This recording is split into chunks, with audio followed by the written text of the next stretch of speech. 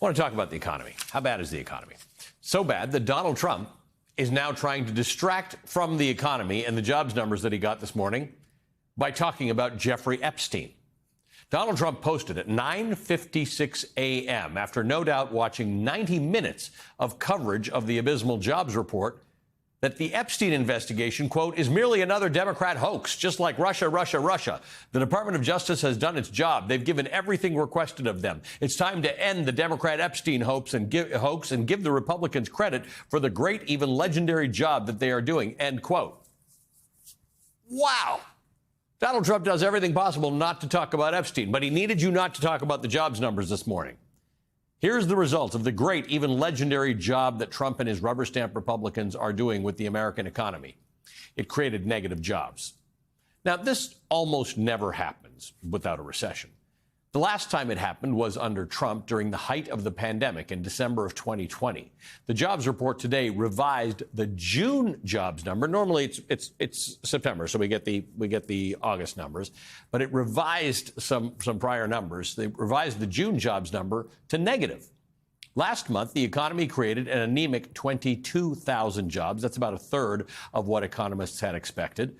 The Wall Street Journal put it, quote, U.S. job growth continued to slow down in August with just 22,000 new jobs, a sign that the labor market is deteriorating markedly. Friday's job report adds to a summer of slow hiring and points to a stagnant job market that has lengthened job searches, shut young people out of employment, and increased unemployment for black workers. The Labor Department's report also highlighted weaknesses from earlier in the year. The government revised its numbers from previous months and said that the economy lost a net 13,000 jobs in June. That was the first such decline since December of 2020. The losses in August were widespread, with the report showing drops in employment across sectors, including manufacturing, finance, unemployment, Unemployment rose from 4.2% to 4.3%. Now, I just want to be clear. This is kind of the worst position that an economy can be in. Sometimes there's things you can pull out of a jobs report that are good. There's nothing in this jobs report that was good. There were no silver linings. There were healthcare jobs created, but there have been healthcare jobs created in every single month for the last many, many, many, many years. So we always create healthcare jobs. This is emergency territory. The Federal Reserve now probably has to cut rates in September, which will goose spending. And it has to do that while it's still struggling to keep inflation under control. In sum, the near future looks to hold fewer jobs and lower income because fewer jobs means workers will get fewer raises, fewer opportunities for promotion, or moving to a new job for better pay, all while we still have higher prices. Inflation and slow job growth is a terrible, terrible combination. It is an almost economically unsolvable problem. And this one is Donald Trump's fault. Trump got the results he asked for with his DOGE cuts and his tariffs.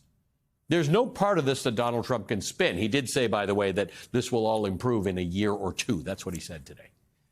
And he tried to, remember, he fired the head of the Bureau of Labor Statistics after last month's terrible jobs report. The Bureau of Labor Statistics, that's the job counter. That's the ref. Trump's new nominee isn't on the job yet. In fact, Trump only got around to officially nominating his nominee for the head of the BLS on Wednesday, so his Senate confirmation process hasn't started. The New York Times notes how the Trump deportations are keeping the unemployment rate down, even as job creation stalls. Quote, very slow job growth has been offset for now by Mr. Trump's aggressive campaign to expel immigrants from the country. With fewer people available to work, the unemployment rate has remained stable in what Jerome H. Powell, the Federal Reserve Chair, recently called a curious kind of balance.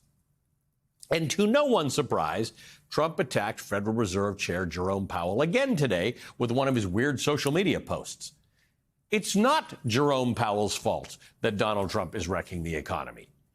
Even less surprising, members of Trump's sycophantic cabinet who deal with economic policy parroted Trump's attacks on the Fed chair because their biggest job right now seems to be appeasing the dear leader rather than advising him on how to fix the economy that he's breaking. Trump could actually improve this situation immediately if he dropped his appeal to the Supreme Court and ended his illegal tariff nonsense. But no, Instead, he's escalating his attacks on the Federal Reserve chair and against the Federal Reserve board member Lisa Cook, who he has no power to fire and who's suing him to keep her seat. Unrelated to Lisa Cook, there is an other open seat on the Federal Reserve Board, and Trump's nominee for that open seat, Stephen Mirren, who chairs the Trump's Council of Economic Advisors, wants to keep his White House job while serving on the independent Federal Reserve. That, of course, has never happened before due to the obvious conflict of interest that it would create. Here's what the former Treasury Secretary Janet Yellen told me on Sunday about how Trump's attempts to control the Federal Reserve could end up hurting Americans. This is a thought that many heads of state have had and thought, let's pressure our central bank to do exactly that, lower interest rates. It juices the economy, gets down interest expense. And this is the basic recipe for high inflation or hyperinflation. What independence means is that the technocrats who at the central bank use economic reasoning, data, to try to figure out what are the best settings of monetary policy to achieve these goals, free of political interference. And that is what President Trump is putting at risk. And there will be a cost to every American that could be profound if this is allowed to happen.